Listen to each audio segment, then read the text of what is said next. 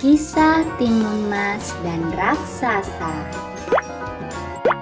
Di sebuah kampung di Jawa Tengah, hiduplah seorang janda parubaya yang bernama Mbok Srini. Ia hidup sendiri sejak ditinggal mati suaminya beberapa tahun silam. Kesendirian membuat Mbok Srini menginginkan kehadiran seorang anak.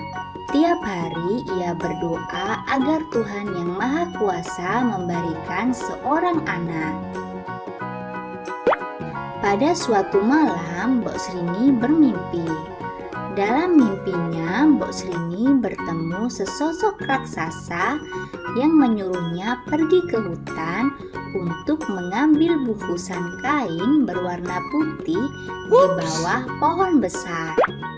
Pagi hari, Mbok Srini pergi ke hutan tempat ia biasa mencari kayu bakar. Kali ini ia penasaran dengan mimpinya tadi malam. Sesampainya di bawah pohon besar, ia menemukan bungkusan kain kecil berwarna putih berisi biji mentimun. Tiba-tiba dari arah belakang Mbok Srini muncullah sesosok raksasa yang mirip seperti sosok raksasa yang ada di dalam mimpinya. Lalu raksasa itu berkata kepada Mbok Srini agar menanam biji mentimun. Kelak biji mentimun itu akan tumbuh menjadi seorang anak. Jika sudah dewasa, serahkanlah anak itu kembali untuk menjadi santapan.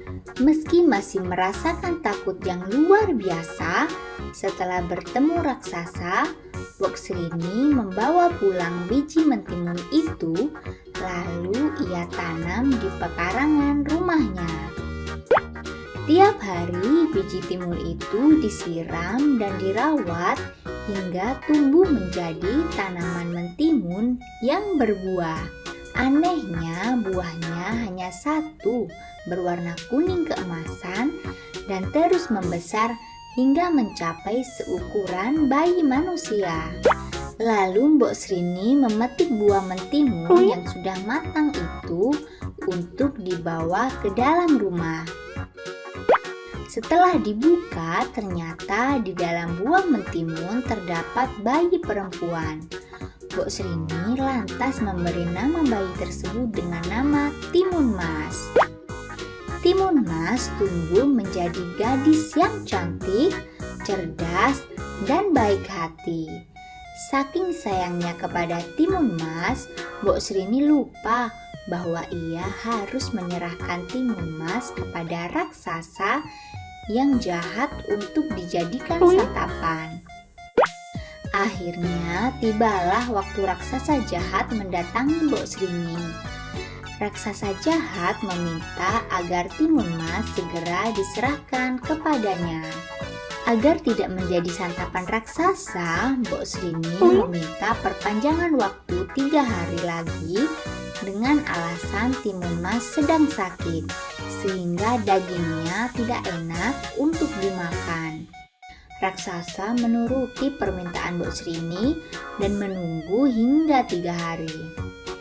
Jika sampai 3 hari Timun Mas tidak diserahkan, maka Mbok Srini yang harus menjadi gantinya. Mbok Srini lalu pergi meminta bantuan petapa sakti yang tinggal di atas gunung.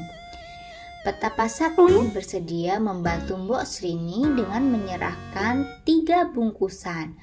Bungkusan itu berisi biji semangka, jarum, dan petis.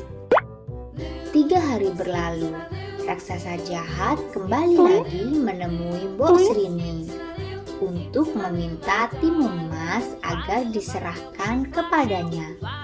Mbok Srini tetap tidak bersedia menyerahkan Timun Mas. Raksasa jahat itu lalu mengamuk dan mengejar Timun Mas. Saat terdesak, Timun Mas lalu menebarkan biji semangka yang diberikan petapa sakti. Ajaib, biji semangka yang ia tebar berubah menjadi pohon semangka raksasa yang batangnya melilit tubuh raksasa. Tetapi raksasa berhasil meloloskan diri dan terus mengejar Timun Mas. Timun Mas lalu menebar jarum yang seketika berubah menjadi rimbunan pohon bambu.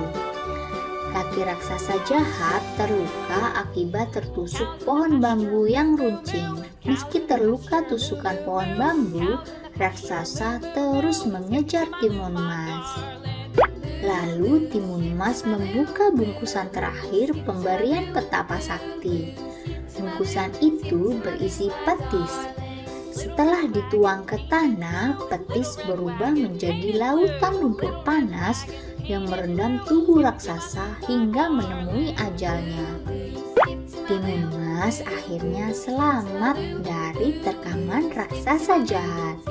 Bersama Mbok Sringi, Timun Mas akhirnya hidup bahagia. Hikmah dari cerita ini adalah jangan mudah berjanji kepada orang lain tentang sesuatu hal yang tidak bisa kita tepati. Jadilah orang baik yang tidak mudah membuat janji-janji serta mengingkari janji.